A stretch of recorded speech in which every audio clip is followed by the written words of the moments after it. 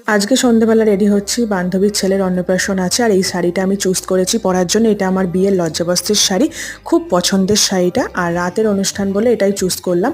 আর এই যে শাড়ির ব্লাউজটাও খুব সুন্দরভাবে বানিয়েছিলাম, আর পুরো লুকটা কিন্তু আমি নিজেই ক্রিয়েট করেছি। শাড়ির আঁচল ছেড়ে পরার থেকে না পিন আপ করে পরাটাই আমার বেশি কমফোর্টেবল মনে হয়। মেকআপটা, চুলটা পুরোটাই আমি নিজে করেছি, আর মেয়েকে মা সামলাচ্ছিল তখন।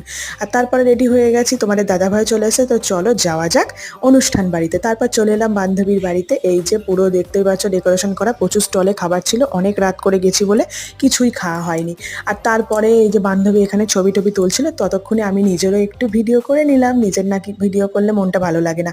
তারপরে এই যে বান্ধবীর ছেলেকে নিয়ে বান্ধবীর সাথে একটু কথা বলছিলাম। ওর ছেলেটা বেশ শান্তই চুপচাপ, আমার মেয়ের মতো অতটা দুষ্টু না। অবশেষে ওর ছেলে তাকিয়েছে, এই যে।